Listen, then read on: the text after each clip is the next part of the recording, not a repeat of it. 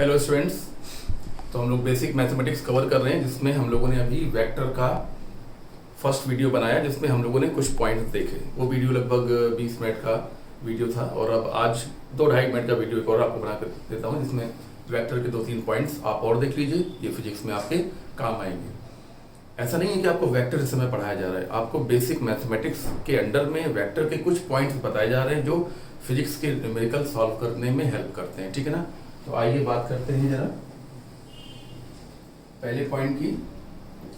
तो ये देखिए, ये एक्स डायरेक्शन है और ये वाई डायरेक्शन है। एक्स की डायरेक्शन को हम लोग आई कैप भी कहते हैं, और वाई की डायरेक्शन को हम लोग जे कैप भी कहते हैं।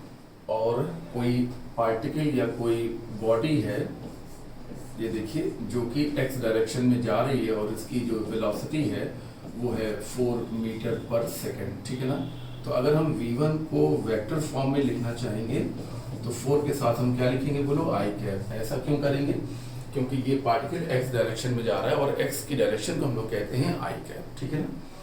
इसी प्रकार से आप ये देखिए कि जैसे ये कोई पर्सन है या ये कोई मंकी है, मान लीजिए, जो y डायरेक्शन में ऊपर की ओर जा रहा है, और इसकी जो वेलोसिटी है वो मान लीजिए कि 6 मीटर पर सेकेंड है। ठीक है ना। तो अगर हम v2 वेक्टर लिखना चाहेंगे, अगर हमें v2 वेक्टर लिखना हो तो हम लिखेंगे 6j कैप। जे कैप क्यों लगाएंगे? क्योंकि ये प्योर y डायरेक्शन में जा रहा है, और इसमें आई कैप क्यों लगाया? क्योंकि ये प्योर x डायरेक्शन में जा रहा है। ठीक है। तो इस प्रकार से हम लोग बहुत छोटे छोटे पॉइंट्स को देख रहे हैं, क्योंकि 1D 2D और प्रोजेक्टाइल मोशन पढ़ते वक्त हम लोगों को ये सारी बातों का इस्तेमाल करने को आएगा। ये देखिए, x डायरेक्शन है आई कैप, और ये देखिए y डायरेक्शन है जे कैप, और एक पार्टिकल है जो इस डायरेक्शन में जा रहा है, और मान लीजिए इसकी वेलोसिटी है 4 मीटर पर सेकेंड इस डायरेक्शन में है। ठीक है ना। और ये एंगल आपको मान लो दिया है 30 डिग्री या 60 डिग्री। चलिए 30 डिग्री मान लो दिया हुआ है। ठीक है ना। चलिए मान लीजिए 60 डिग्री दिया हुआ है, 60 डिग्री ये एंगल दिया हुआ है। तो अब ये वेक्टर जो है ना प्योर x में है और ना प्योर y में है, बल्कि वो x y के बीच में x y प्लेन पर है ना। x y प्लेन पर है, तो हमें इसका वेक्टर इसको वेक्टर फॉर्म में कैसे लिखेंगे? तो इसके हेड से x एक्सिस पर डालेंगे परपेंडिकुलर। हाँ, हेड से x एक्सिस पर डालेंगे परपेंडिकुलर, तो यहाँ लगेगा कट। जब यहाँ कट लग जाएगा, जब यहाँ कट लग जाएगा तो ये कटिंग बनेगी। ये देखिए, ये इसका x कंपोनेंट बोला जाएगा। कटिंग हमेशा टेल से बनाएंगे। ठीक है ना। हेड से डालेंगे परपेंडिकुलर, और जहाँ कट लगेगा तो कट लगने के बाद ये होगी कटिंग, और ये कटिंग की लंबाई क्या होगी? 4 cos 60। ठीक है ना। ये 60 एंगल है और ये 4 है, तो ये क्या होगा? 4 cos 60। और अब हम इसके हेड से y एक्सिस पर डालेंगे परपेंडिकुलर। ये देखिए, तो ये लग गया कट, और कट लगने के बाद ये आ गई कटिंग। कटिंग जैसे मैंने पहले भी बोला कि कटिंग हमेशा वेक्टर के टेल से बनाएंगे, ऐसे, ये ऐसे बनाएंगे। कटिंग आ गई, और इस कटिंग की लंबाई क्या होगी? इस कटिंग की लंबाई होगी 4 sin 60। तो ये हो गया 4 cos 60, और ये हो गया 4 sin 60। अच्छा, ये मैं बताता हूँ कि ये cos क्यों होता है और ये sin क्यों होता है। यहाँ देखिए तो आपको समझ में आएगा। जैसे मान लीजिए कि ये कोई ट्रायंगल है, ठीक है ना, और ये एंगल थीटा है, और ये v है, और ये x है, और ये y है। ठीक है ना। तो अगर आप ध्यान से देखेंगे तो आप पाएंगे कि cos theta is equal to base upon hypotenuse. तो बेस है x और हाइपोटेन्यूज है v, तो x upon v, so x will be equal to v cos theta. इसी प्रकार से जब आप साइन थीटा लिखने की कोशिश करेंगे तो sine theta is equal to perpendicular upon hypotenuse, यानी कि y by v, hence y will be equal to v sin theta.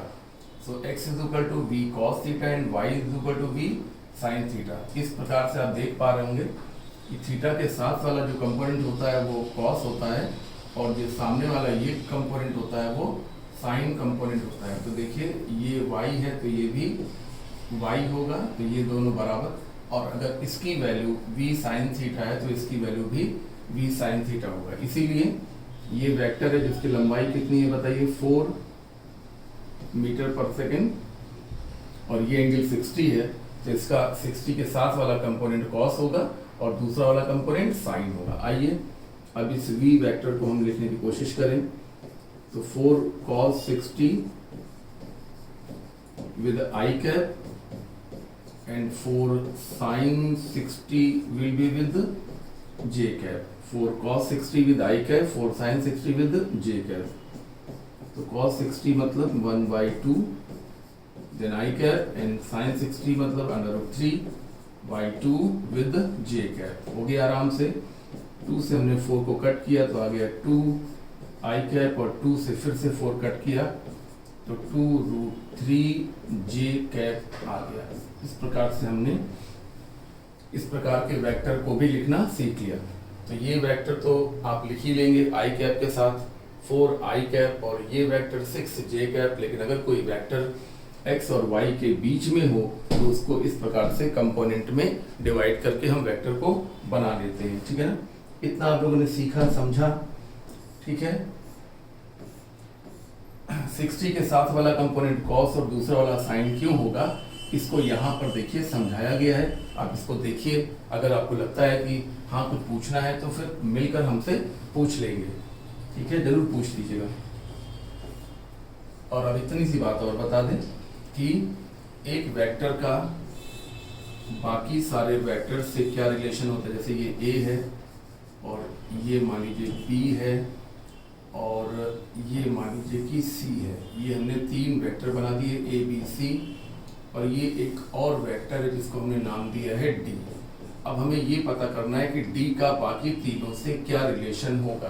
क्या पता करना है कि D का बाकी तीनों से क्या रिलेशन होगा। तो देखिए कैसे लिखेंगे, हमें D लिखना है तो हम D के टेल से चलेंगे और घूमकर कहाँ पहुंचेंगे बताओ, हेड पर पहुंचेंगे। हाँ, चलना D के टेल से चलना शुरू करो, और जो तुमको अपनी दिशा में दिखे उसको प्लस लिखना, और जो उल्टा तुमको दिखे उसे माइनस लिखना। तो ये हो गया A, हाँ A प्लस B,